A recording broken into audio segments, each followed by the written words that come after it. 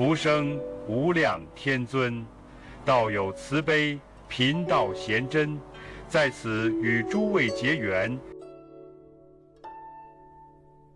在《道德经》第15章，老子带领我们走进一个极富象征意味的精神图景。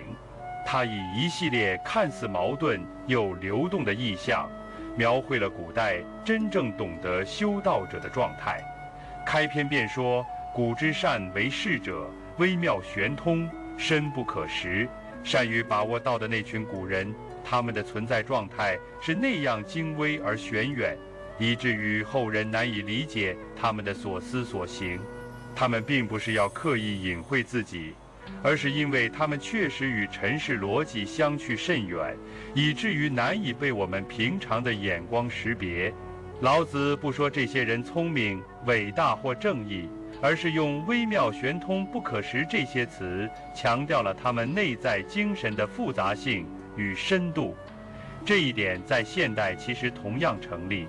我们常说，一个人越是成熟和睿智，越不容易被简单的看穿。他们不是故作神秘，而是人生经验与认知维度的积淀，使得他们的行为并不依赖于常规的标准和判断。他们内心所依循的是与道相合的深层逻辑，而非显而易见的常识判断。接下来，老子用一连串形象化的比喻来模拟这些人难以识别的状态。他说：“夫唯不可识，故强为之容。欲兮若东涉川，游兮若卫四邻。偃兮其若客，涣兮其若兵之将士，敦兮其若朴，旷兮其若谷，混兮其若浊。”可以说，这几句将一种极高境界的修行状态铺展开来，展示了其内在的节制、敏感、谨慎与空灵。欲兮若东涉川，意思是那种神情与状态，如同冬天涉水过河，步步为营，小心翼翼。它并不是胆怯，而是时刻保持警觉的态度。这种态度在我们今天面对快速变化、信息爆炸的社会环境中格外具有现实意义。太多时候，我们被速度诱惑，被短暂利益驱动，而缺乏必要的审慎与预判。老子所描绘的智慧之人，并不是鲁莽地追求效率，而是步步体察，处处留心。游兮若卫四邻，这句话在今天更是值得反思。这并不是社交上的胆小或疑虑，而是一种内在的敏感性。一个人越是深入了解世界，就越能感受到复杂系统中看不见的因果联系。他对周围的环境充满敬畏，也对他人的感受高度敏感。在我们的生活中，很多所谓的情商，其实就建立在这种若卫四邻的心态上，是一种内化了的共情能力。再来看偃兮其若客，这一句强调的是一种自持与尊重。真正修道的人，无论走到哪里，都像做客一般谦逊。他们不是主人，不是主宰，而是参与者，是观察者。这种姿态与当下流行的主角意识形成鲜明对比。现代社会鼓励我们争取话语权，展示自我，但老子提醒我们，一个人越是能放下自以为主的心态，就越能获得内在的自由。涣兮其若兵之将士，这是一个极具动态感的意象，像冰块开始融化时那种不定不固、即将转换的状态。对道的感知，不是稳定而固化的，而是不断流动、变化的。这种状态也告诉我们，真正的觉知不是用来定型自己的，而是用来不断调整、更新、回应变化的世界的。然后是敦兮其若朴，旷兮其若谷，混兮其若浊。这几句尤为精彩，因为他们打破了我们对高人那种清澈、聪颖的刻板印象。老子所描述的修道者像原木那样敦厚，像山谷那样空旷，像浑水那样不清。为什么呢？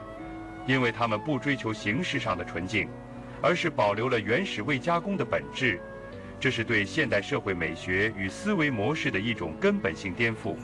在今天，我们越来越习惯于追求外在的明亮、干净、效率、逻辑，却遗忘了朴古拙背后所代表的宽广、包容与深沉。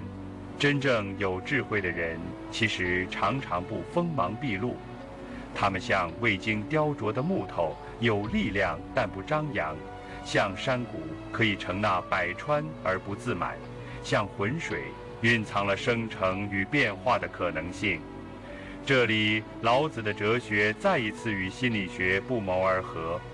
一个人能否包容混沌，决定了他是否具备真正的内在韧性。接下来2句是整章的转折与核心：孰能浊以静之徐清？孰能安以动之徐生？老子并不否认世界的混浊与动荡，而是在问我们是否能在这混浊中保持静心，进而慢慢澄清是否能在安定中孕育新的生命与变化。这2句把道的运行规律揭示得极为深刻。它不仅是一种修身的态度，也是一种人生策略。在现实生活中，我们常会遇到不确定、不明朗、不公平的局面，这时候多数人急于反应、急于判断、急于清晰。然而，老子提出另一种选择：静之而后清，安之而后生。这不是被动等待，而是一种极其主动的自我调节，让变化自然发生，不用强求。这与现代认知行为疗法中强调的延迟反应、自我觉察、动态平衡有惊人的契合之处。最后的2句则是对道的持守之道的总结：保此道者，不欲盈，夫为不盈，故能避而心诚。真正守道的人，从不追求满盈与极致，正因为他们不自满，所以反而能退隐而更新自己。这2句是对整个第15章精神的收束，也为我们提供了一个实践的指引。盈是一种状态的极致，而任何极致都意味着开始走向衰退。古人说月满则亏，水满则溢。老子提醒我们，任何时候都要留下余地，给自己留出空间。这不仅适用于修身养性，也适用于人际关系、工作状态、生活节奏。在今天这个强调最大化价值、充分利用资源的社会里，这种不欲盈的态度，恰恰是一种稀缺而重要的智慧。你是否总是想把时间塞满，把利益最大化，把每一次机会榨干？是否每一个念头都追求快速成果？如果是，那么你越是在赢的状态，就越是容易陷入焦虑、失衡，甚至崩溃。老子给出的答案是：盈满不如守中，极进不如徐行。一个不欲盈的人，才能在退隐中蓄力，在宁静中更新。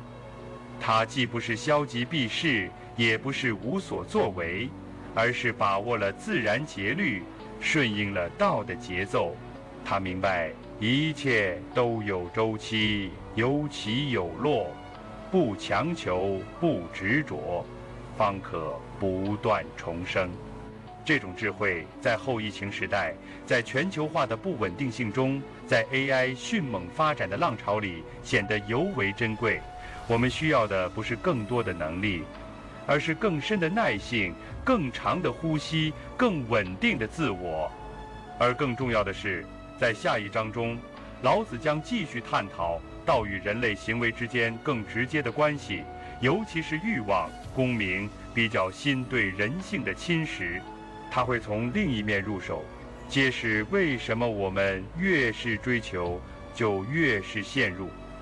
第16章或许是对安宁、对内在秩序最深层的呼唤，也将揭示一个重要主题：如何在喧嚣中守住宁静，在动荡中确认存在。欢迎在评论区分享你的感悟。道德经的智慧应该被更多人看见。关注频道，我们下期再见。